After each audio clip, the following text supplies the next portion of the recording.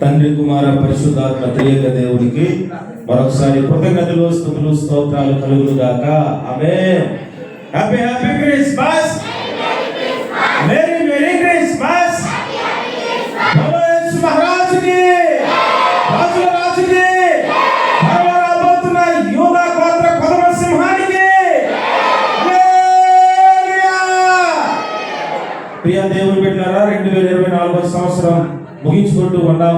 దేవుని యొక్క సన్నిధిలో క్రిస్మస్ యొక్క సంతోషము, క్రిస్మస్ యొక్క జన్మలో ఉన్నటువంటి ప్రభు మనకిచ్చిన మహా ఆనందము సంఘానికి, సార్వత్రిక సంఘానికి సదాకాలము తోడై ఉండి అంతకంతకు దుష్టుడి యొక్క ఆయుధాల నుండి, లోక శక్తుల నుండి విడిపించి ప్రభు యొక్క బాహువులో వర్ధిల్లుదుముగాక. మంచిగా ప్రియ దేవుని బిడ్డలారా, చాలా అద్భుతమైనటువంటి మరి స్కిట్ని బిడ్డలేశారు. మరి దుష్టుడైతే వాడు ఒక్కొక్కరిని వాడికి కూడా సెలబ్రేషన్ అనేది పెట్టుకుంటాడు, ప్రతిరోజు పెట్టుకుంటాడు. వాడికి కూడా సభలు జరుగుతాయి. వాడు కూడా రోజు నివేదిక, రిపోర్ట్ అనేది అడుగుతాడు. ప్రతి ఊర్లో, ప్రతి గ్రామంలో ఎన్ని విమానాలు కూల్చావు, ఎన్ని ట్రైన్లు కూల్చావు, ఎన్ని షిప్పులు, బోట్లు కూల్చావు, ఆ ఆత్మల సంగతి ఏంటి అడుగుతున్నప్పుడు వాడికేమో ఆ దూతలో చెప్తూ ఉన్నారు ఏమనంటే, ఇదిగో ఎంతమందిని చంపారు, ఎంతమందిని చంపారు. వారు పిచ్చోడా, ఎంతమందిని చంపినా సరే వారు పరలోకి వెళ్ళిపోయారు. అయితే తృప్తి లేదు. ఎవరికి అంటే తృప్తి, ఇదిగో ఆరాధనకు వచ్చిన, స్తుతించిన, ప్రార్థించిన, దేవుని చిత్తానుసారంగా జీవించట్లేదు, వీరిని బంధించాను అన్నప్పుడు, బేష్ నువ్వే నా నిజమైన శిష్యుడివి. ఎందుకంటే అన్నీ కూడా వారిని చంపావు కానీ అది కాదు, కానీ వారు దేవుడి దగ్గరికి వెళ్తారు. కానీ నా మాట ప్రకారము జీవించాలని తెలిసి జీవించలేనటువంటి వారికే దేవుడు లెక్క అడుగుతాడు. కాబట్టి నా ప్రియ దేవుని బిడ్డలారా, ఎన్ని పరిస్థితులు, ఒడిదొడుకులు మన మీదకి వచ్చినా ఈ సహవాసాన్ని మనం విడవకూడదు, సహవాసాన్ని మనం మరవకూడదు. సహవాసము దాటి దేవుడు మనలను ప్రతి దినము కూడా కాపాడుతూ ఉన్నాడు. ఈ సహవాసాన్ని మనం ప్రతి దినము భద్రపరుచుకుందుగాక. ప్రియ దేవుని బిడ్డలారా, ఈరోజు దేవుడు మనతో మాట్లాడే అంశము 2024 క్రిస్మస్. అందరూ చెప్పండి, 2024 క్రిస్మస్. ఈ అంశం అయితే మీకు గుర్తుంటుందని అది నేను టైటిల్ ఓకే చేశాను. పోయిన సంవత్సరం క్రిస్మస్ టైటిల్ ఎవరైనా గుర్తుందండి? పోయిన సంవత్సరం క్రిస్మస్ అంశం ఏమైనా ఎవరికైనా గుర్తుందా? ఆ రోజు పాప రాజకీయ నాయకులు వచ్చారు, వెళ్ళారు. ఆ హడావిడి మీరు అంశం మర్చిపోయారేమో కదా. ఒక్కరికైనా గుర్తుంటుందని నేను సంతోషిస్తూ ఉన్నాను. మెమొరీ ఒక్కసారి కొన్ని పేజీలు వెనక్కి తిప్పండి. అలాగా పేజీలు అంటే నోట్స్ కూడా తిప్పకండి. దేవుని బిడ్డలారా, who was the missing the Christmas, who was the missing the worship? మర్చిపోయారా? ఇప్పుడు గుర్తొచ్చిందా? 7 లక్షణాలు, 7 వ్యక్తులు, వారు 8 మంది మర్చిపోయారు. వారికి తెలిసి కూడా దాన్ని కోల్పోయారైనా గొప్ప అద్భుతమైన వర్తమానము అక్కడ గాలిలోన కలిసిపోయింది. దేవుని సంగమా, తెలుగు బాప్టిస్ట్ సంఘంలో మరి దేవుడు మన్నా చాలా అద్భుతంగా రోజు మనకి ఎక్కువైపోతుందేమో అనిపిస్తుంటుంది ఒక్కొక్కసారి. దేవుని శ్రేష్టమైనటువంటి సంగతులు ఎన్నో మరి అద్భుతమైనటువంటి విషయాలు మనము హృదయంలో దాచుకోవాలి. ఎందుకంటే ఎప్పుడు కరువు వస్తుందో తెలియదు. కరువు వచ్చినప్పుడు యోసేపు ఎలాగైతే కొట్లు కట్టాడో, ఆ కరువు కాలంలో కొట్టులో ఉన్నవి అమ్మారు. అలాగే మన హృదయంలో ఈ వాక్యం కానీ ఉంటే, లోకం అనే కరువు ఎక్కడ సువార్త ప్రకటించనివ్వకుండా, వాక్యం చెప్పనివ్వకుండా వచ్చినప్పుడు, అమ్మ నీ దగ్గర ఏమైనా రొట్టె ఉందా, ఇదిగో తీయాలకు నీ హృదయంలో నుంచి వాక్యం అనే రొట్టెనిచ్చి ఆత్మను బలపరచాలి. ఆమేన్.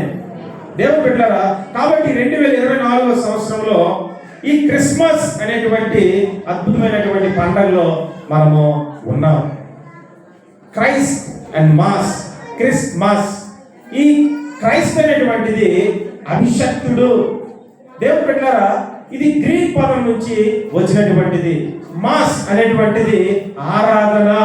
దీని లాటిన్ నుంచి వచ్చింది. దేవుని బిడ్డలారా, గ్రీక్ నుండి, లాటిన్ నుండి, ఈ భాషల నుండి క్రిస్మస్ అనేటువంటి పదము ఉద్భవించింది. అయితే క్రీస్తుని ఆరాధించండి, క్రీస్తుని we have to worship to Jesus.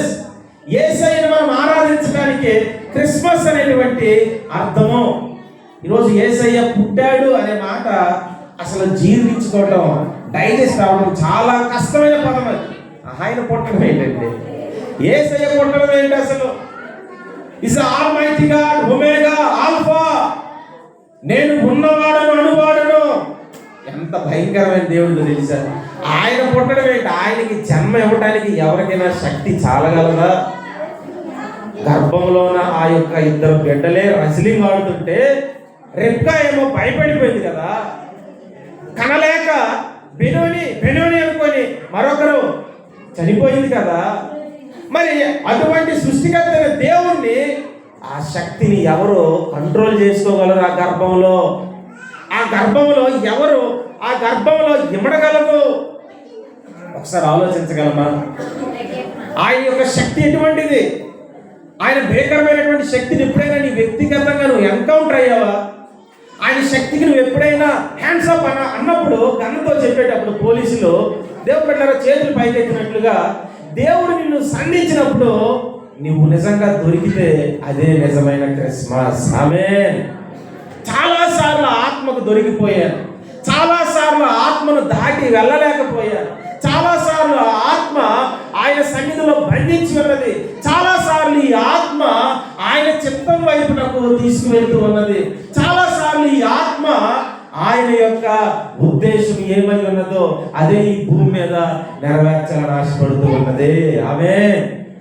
దేవుని బిడ్డలారా, క్రిస్మస్ ఈరోజు ఈ 2024 సంవత్సరంలో ఈ క్రిస్మస్ అనేటువంటి ఆరాధనకు మనమంతా వచ్చాం. నిజంగా క్రిస్మస్ అనేటువంటి ఈ సందడిలో చాలా విషయాలు మనం నేర్చుకోవాలి. సమయం అయితే నాకు చాలా తక్కువ ఉన్నది. నేను దేవుని బిడ్డలారా క్లుప్త వర్తమానం అయితే చెప్పలేము. తెలుగు బాప్టిస్ట్ చర్చిలో మనకి ప్రతి రోజు కూడా నూతన సందేశం ఇస్తున్న పరిశుద్ధాత్మను ఒకసారి చప్పట్లు కొట్టి దేవునికి కృతజ్ఞతలు చెల్లించారు. హల్లెలూయా. ప్రియ దేవుని బిడ్డలారా, దేవుడు ఆత్మ ఆయన కొన్ని లక్షల కోట్ల వర్తమానాలు అవి రాకెట్ల కంటే త్వరగా దూసుకుపోతున్నటువంటి ఆ సందేశాన్ని మీ దగ్గరికి తీసుకురావడానికి నా వల్ల అయితే కాదు, ఏ దూతల వల్ల కూడా కాదు. ఆమేన్. ఎందుకంటే ఆయన మహిమ అటువంటిది కాబట్టి, ఆయన ప్రభావం అటువంటిది కాబట్టి, అది ఒక ప్రభావము, ఒక పొర్లుతూ ఉన్నటువంటిది, అది ప్రోక్షించబడుతున్నటువంటిది. క్రిస్మస్ దేవుని బిడ్డలారా, మరి ఈ 9 అక్షరాలు కలిగినటువంటి క్రిస్మస్, ఈ 9 అక్షరాలు CHRISTMAS క్రిస్మస్. ఈ క్రిస్మస్ అనేటువంటి పదాలకు సి అనగా కాలింగ్. దేవుని బిడ్డలారా రాసుకున్న వాళ్ళు రాసుకోండి. ఈ సి అనగా కాలింగ్, అనగా మానవులను పిలవటానికి వచ్చాడు. మొదటి దశలో రాసిన పత్రిక అందులో 2వ అధ్యాయం 11వ వచనంలో ఈ మాట ఉంటుంది. అంటే మనల్ని పిలవటానికి, ప్రపంచమంతటిని కూడా పిలవటానికి యేసు ప్రభు దిగి వచ్చాడు. చదవద్దు, రాసుకోండి. అంటే హెచ్చనగా హీలింగ్. దేవుని బిడ్డలారా, అంటే మానవులందరూ కూడా బలహీనతలతో, రోగాలతో ఉన్నారు. వారిని బాగు చేయడానికి మార్కు సువార్త 7వ అధ్యాయము 37వ వచనం ప్రకారం సి అనగా కాలింగ్, క్షమించండి, హెచ్చనగా స్వస్థత ఇవ్వడానికి, హీలింగ్ ఇవ్వడానికి వచ్చాడు. తర్వాత ఆర్ అనగా రిడీమర్, విమోచకుడు. ప్రతి ఒక్కరిని కూడా విమోచించడానికి ఆయన ఈ లోకానికి మత్తయి సువార్త 20వ అధ్యాయం 28వ వచనంలో రిడీమర్ గా వచ్చాడు. ఐ అనగా ఇంపోర్ట్. దేవుని బిడ్డలారా, యోహాను సువార్త 10:10లో మనకి ఇంపార్టెంట్ అయినటువంటి జీవధారలను మనకి ఇవ్వడానికి ఆయన వచ్చాడు. ఎస్ అనగా సీక్ టు గాడ్. దేవుణ్ణి మనము వెతకాలి దేవుని బిడ్డలారా. కాబట్టి ఆయనే మనల్ని 19వ అధ్యాయం 10వ వచనం లోకాసు వార్త నశించిపోతున్న ప్రతి ఒక్కరిని వెతికి రక్షించడం కొరకు మనుష్య కుమారుడి లోకానికి వెతుకుతూ వచ్చాడు. తర్వాత టీ అనగా టీచ్. మార్కు సువార్త 1వ అధ్యాయం 8వ వచనంలో దేవుని బిడ్డలారా బోధించడానికి వచ్చాడు. మనుషులకు బోధ, అసలైనటువంటి బోధ, మనకు నిత్యరాజ్యాన్ని నడిపించేటువంటి బోధను అందించడానికి వచ్చాడు. ఎమ్మనగా మినిస్ట్రీ, దేవుని యొక్క పరిచర్య చేయడానికి ఈ భూమి మీద మత్తయి సువార్త 20వ అధ్యాయం 28వ వచనము పరిచారము చేయడానికి వచ్చాడు తప్ప పరిచర్య చేయించుకోలేదు. హల్లెలూయా. పరిచర్య చేశాడు, సేవ చేశాడు, సేవలు అందించాడు. దైవ కుమారుడు అయి ఉండి ఆయనేమో పరిచారకుడిగా సేవలు అందించాడు. దేవుని బిడ్డలారా, తర్వాత ఆయన అబోలిష్ అనగా 1 యోహాను 3వ అధ్యాయం 5వ వచనంలో పాపాలను పక్కన తీసివేశానని అంటాడు. ప్రతి మానవుడు పాపము. మన జోబులో ఉండే డబ్బులు మాత్రమే తీయగలం, బీరువలో బంగారం మాత్రమే తీయగలం. కానీ ఈయనేంటంటే మనుషుల్లో ఉన్న పాపాన్ని తీయగలడు. హల్లెలూయా. దేవుడు పాపాలు తీయడానికి వచ్చాడు ఆయన. ఎస్ అనగా సేవ్. లోకా సువార్త 19:10 ఆయన పాపులను రక్షించుటకు వచ్చాడు. ఇది క్రిస్మస్ తాలూకా ఈ 9 అక్షరాల వివరణ, అర్థము. ప్రియ దేవుని బిడ్డలారా, ఇప్పుడు మన వాక్యంలోకి వెళ్దాం. ఈ క్రిస్మస్ ఇక్కడ మనకి పుట్టాడా, యేసయ్య పుట్టాడా? మరి శుక్రవారం కూడా మాస్టర్ గారు కూడా అన్నారు, శుక్రవారము మరి వర్తమానం ఇచ్చినప్పుడు క్రిస్మస్ అనే డేటు అక్కడ ఉంటే నా ప్రాణం ఇచ్చేస్తాను అని అనేసి. దేవుని బిడ్డలారా, యేసయ్య పుట్టినరోజు, చనిపోయిన రోజు, ఆయన వచ్చే రోజు అవి రాయలేదు. స్తోత్రం, హల్లెలూయా. అన్నీ రాస్తే ఇంకెందుకు, రాసినట్లకే మనం జవాబు లేదు. ఇంకా రాసేసి అక్కడ నువ్వు ఆటోగ్రాఫ్ పెడతావా, సంతకం పెడతావా? నీకు ఎంత అవసరమో అంత మాత్రమే ఆయన దగ్గరికి మనం వెళ్ళాలి. ఆమేన్. లేనిపోయి మనము సందేహాలు తెచ్చుకొని ఎవరో బయట వాడు కోసాడు కదా, ఏదో చెప్పాడు కదా అని ఆ కోతలకి నీ హృదయాన్ని ఇవ్వకు. నీ మనస్సు దేవుని వైపు పెట్టు. దేవుని బిడ్డలారా, ఈ క్రిస్మస్లో మరి 4 విషయాలు నేను 7 నిమిషాలు ముగించేస్తాను. దయచేసి మనం త్వరగా విందాము. క్రిస్మస్ని నీ కొరకు, నా కొరకు మాత్రమే దేవుడు ఏర్పాటు చేశాడు. ఈ క్రిస్మస్ అనేటువంటిది సంతోషంలో మనం చదువుకున్నటువంటి ఈ క్రిస్మస్లో దేవుని బిడ్డలారా, ఈ లోకా సువార్త 2వ అధ్యాయము 22 నుంచి 28 వచనాల వరకు చూసినప్పుడు బాలుడిగా ఉన్న యేసు ప్రభు ధర్మశాస్త్రాన్ని నెరవేర్చాడు. చెప్పండి, స్తోత్రాలు చెల్లిద్దాం. హల్లెలూయా. ముసలోళ్ళే నెరవేర్చలేకపోతున్నారు, వృద్ధులే నెరవేర్చలేకపోతున్నారు. ధర్మశాస్త్రం రాసినటువంటి మోషే గారి వల్లే కాలేదు. దేవుని బిడ్డలారా, బాలుడిగా వచ్చాడు. అక్కడ 4 సార్లు ధర్మశాస్త్రాన్ని అంటే ధర్మశాస్త్రాన్ని బాలుడిగా వచ్చినప్పుడే నెరవేర్చాడంటే ఇంకా పెద్దవాడైనప్పుడు ధర్మశాస్త్రం అక్కడ లేదట. ఇంకా నెరవేర్చడానికి అక్కడ ఏ అక్షరం కూడా లేదు. ప్రతిదీ కూడా ఐఎమ్ హియర్ అన్నట్టుగా, నేను ఇది ఇక్కడ ఉన్నాను. ఇంకెక్కడ ఏమైనా మాటలు ఉన్నాయా, ఇంకేమైనా కఠినమైన పరిస్థితులు ఉన్నాయా, ఏమైనా సందర్భాలు ఉన్నాయా? ఉదాహరణకు ఒక మాట, అదేంటంటే ఎంపీలో ఇటారిస్ అనేటువంటి బైబిల్ కాలేజీలో, సెంట్రల్ ఇండియా థియాలజికల్ కాలేజీలో నేను ఎంపీ చేశాను. అక్కడికి వెళ్ళినప్పుడు రాజ్యాంగంలో అంబేద్కర్ గారు రాసినటువంటి లిస్ట్ లాగా ఆ యొక్క దేవుని బిడ్డలారా చాపల్ హాల్లో చాలా రూల్స్ చెప్పారు. మీరు బయటికి వెళ్ళకూడదు, గోడ అవతలు చూడకూడదు, కిటికీ అవతలు చూడకూడదు, అమ్మాయిలతో మాట్లాడకూడదు, ప్రెసిడెంట్ చెప్పకూడదు, మీరు కనీసం ఉదయాన్న డివోషన్కి రాకపోయినా మీకు ఎంత ఫైన్ ఉంటుంది, బయట మీరు షాపులకి వెళ్ళకూడదు, ఇలా బోల్డ్ రూల్స్ చెప్పారు. దగ్గర ఒక 500 దాకా ఉంటాయి దేవుని బిడ్డలారా. అవన్నీ కూడా విశ్వాసిగా ఉన్నప్పుడే అవన్నీ గెలుచుకొని బైబిల్ కాలేజీకి వెళ్ళాను. స్తోత్రం, హల్లెలూయా.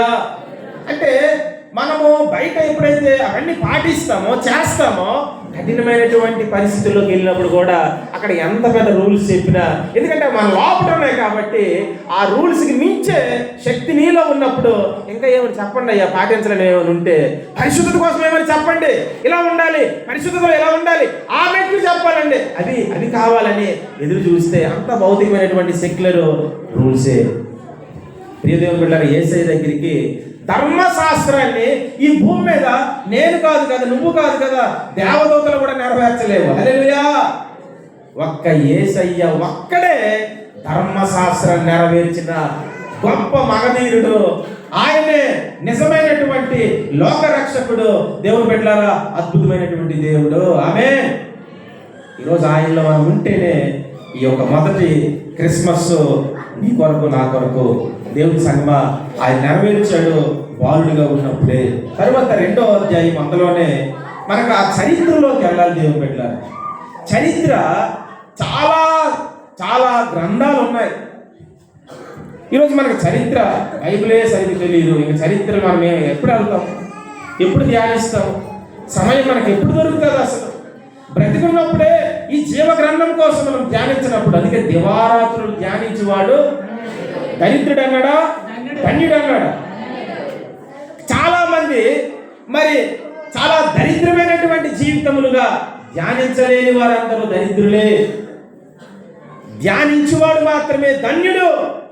ఈరోజు వాక్యాన్ని మనం ధ్యానించాలి. ఇక్కడ 2వ అధ్యాయంలో కైసరు ఔగుస్తు వలన ఆజ్ఞ అయినో అది కురేనియా సిరియా దేశమునకు అధిపతి అయి ఉన్నప్పుడు జరిగిన మొదటి ప్రజా సంఖ్య. ఈ లిస్ట్ అంతా మనం తీసినప్పుడు ఎంతమంది వెళ్ళారో ఆ లిస్ట్ అంతా ఆ ఔగుస్తు కాలంలో చట్టాలన్నీ ఉన్నాయి. ఇప్పుడు మనము 100 సంవత్సరాలు చనిపోయిన తర్వాత నెట్లో ఏదైతే ఈ జనాభా లిస్ట్ అనేది ఉన్నదో గవర్నమెంట్ దగ్గర, అదైతే పోదండి.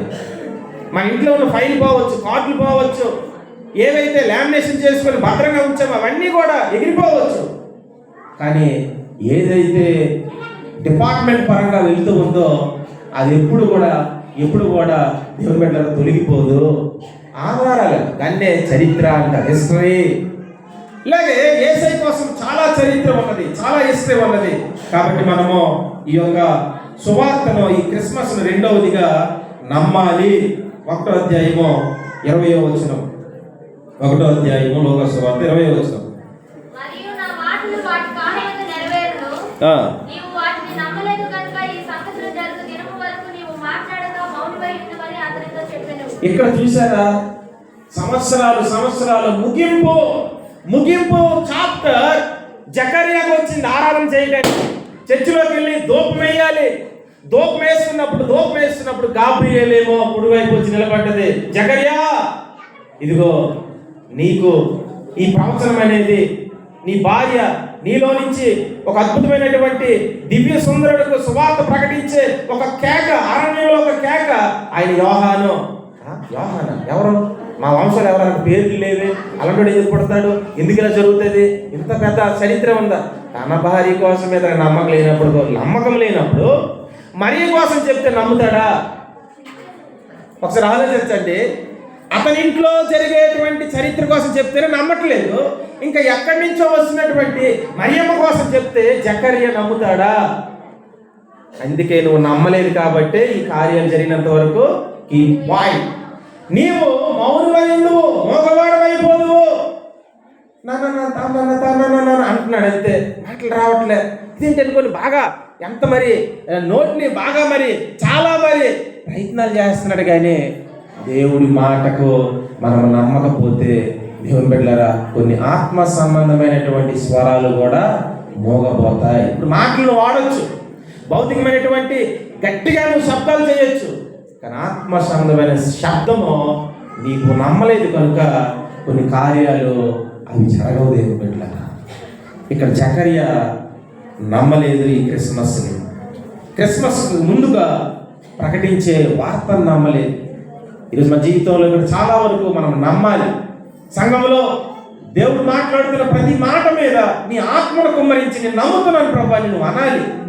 మూడవదిగా మూఢనమ్మకాలు అనేటువంటివి మనకు ఉండకూడదు. చూడండి, మాట చదవండి. లోక సువార్త 2వ అధ్యాయం 23వ వచనం.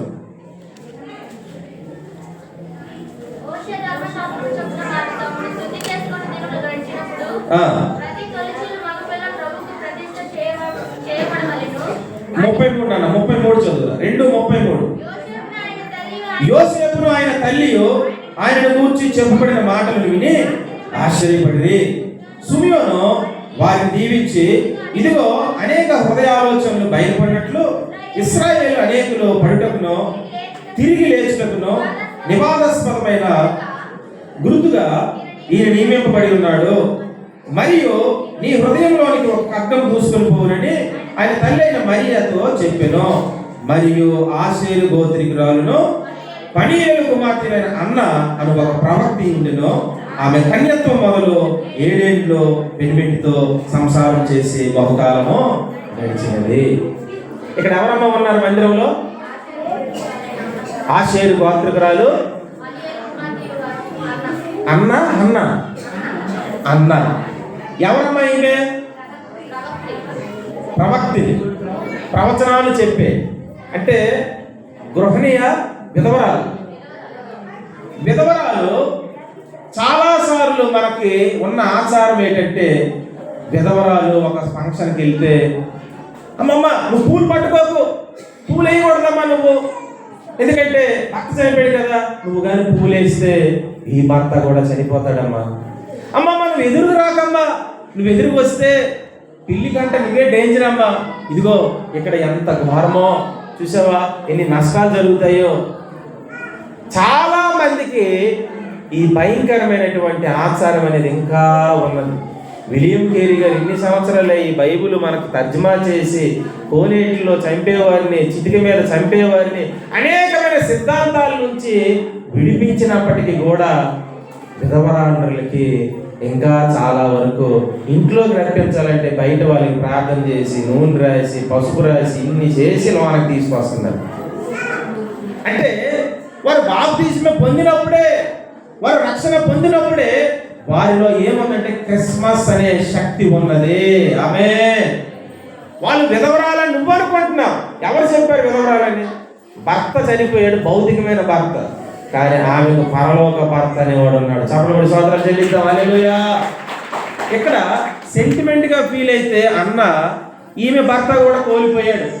84 సంవత్సరాలు వృద్ధాప్యము. అక్కడికి ఎవరు వచ్చారు ఇప్పుడు? మరియా ఆ సందర్భంలో మందిరాలకు వెళ్తూ ఉంది.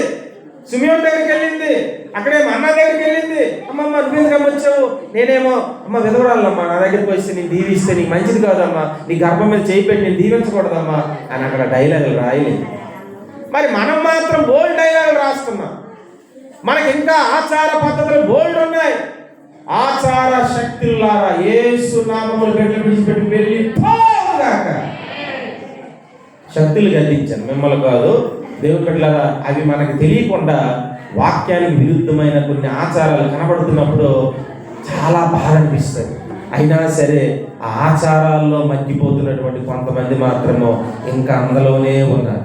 ఇక్కడ దేవుని బిడ్డలారా, మూఢనమ్మకాలు పోయాయి. క్రిస్మస్ ఎప్పుడు వచ్చిందో అంతవరకు పాత నిబంధనల లెక్కలు వేరు. కొత్త నిబంధనలో యేసయ్య అనేటువంటి క్రిస్మస్ ఎప్పుడైతే కలిగి ఉన్నారో ఆ మందిరంలో విధవరాలు ఉన్నప్పటికీ అద్భుతంగా గర్భిణీతో ఆ సంభాషణలన్నీ కూడా జరుగుతూ ఉన్నాయి. దేవుని సంగమా, తరువాత చివరిగా ఆనందము ఏమంటున్నాడు? ప్రజలందరకు కలగబోవు మహా సంతోషకరమైన సువార్తమానం. ప్రజలందరికీ అన్నాడా? ఒక డొంకూరు ప్రజలకే అన్నాడు. మరి లోకంలో ఉన్న వాళ్ళందరూ కూడా ఇది యూదులకేనండి, ఇది ఇశ్రాయేలుకేనండి, 12 గోత్రాలకేనండి. అక్కడ 12 గోత్రాలను రాయలేదండి, ప్రజలందరికీ అన్నాడండి. చప్పట్లు కొడదాం. హల్లెలూయా. ప్రజలందరికీ they will be joy to every nation, every person. అందరికీ, ప్రజలందరికీ కలగబోవు మహా సంతోషము.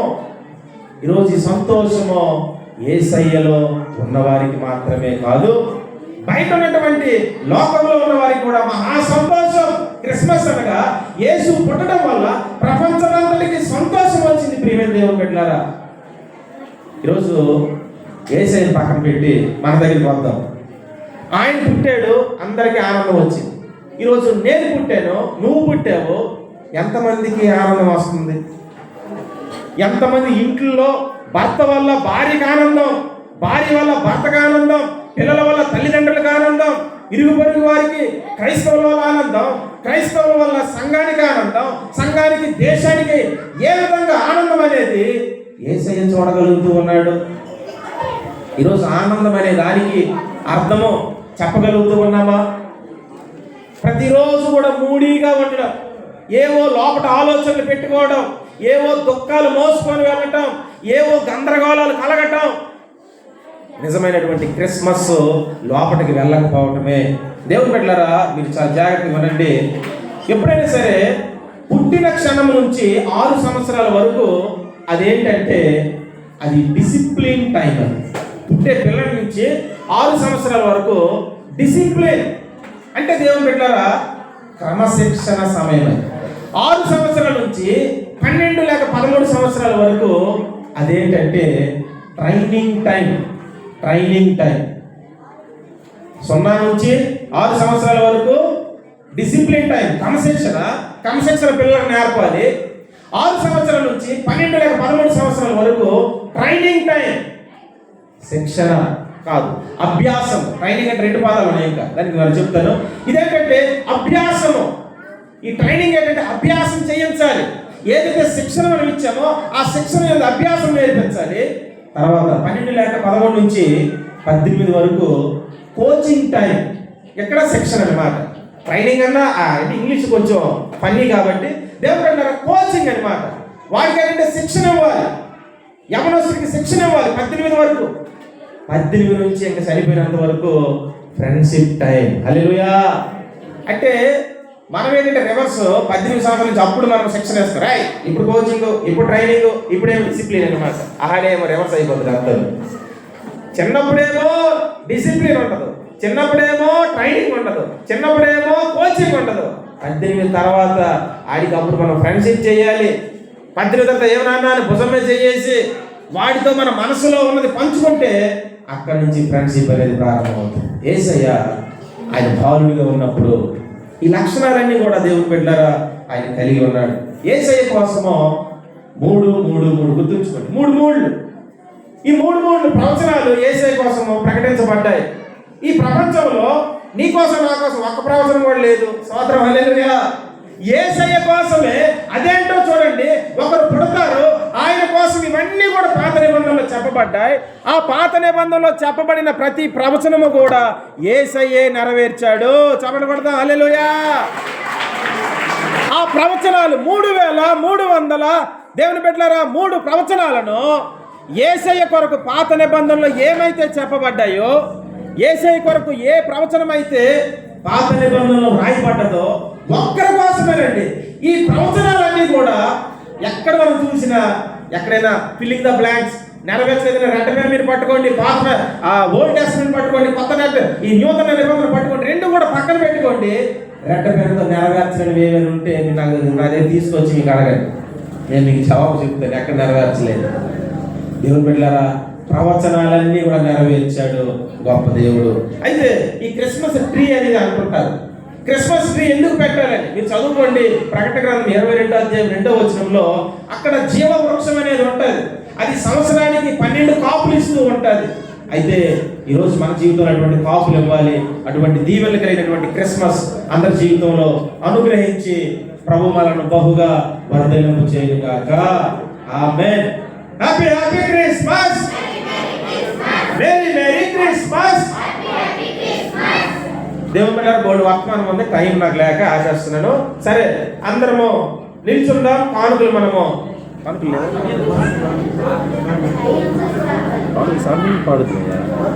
సమర్పించేది మరి. సరే అమ్మా, ఇంకా కొంచెం ఒక పాట పిల్లలు కొరియోగ్రాఫ్ వేస్తారు, ఆ తర్వాత మనం కానుకలు సమర్పిద్దాం. కొంచెం బయట ఏర్పాట్లు కొంచెం మీరు దయచేసి అర్థం చేసుకోండి, అవి అవుతున్నాయి కనుక మనం కొరియోగ్రఫీ వీక్షిద్దాం.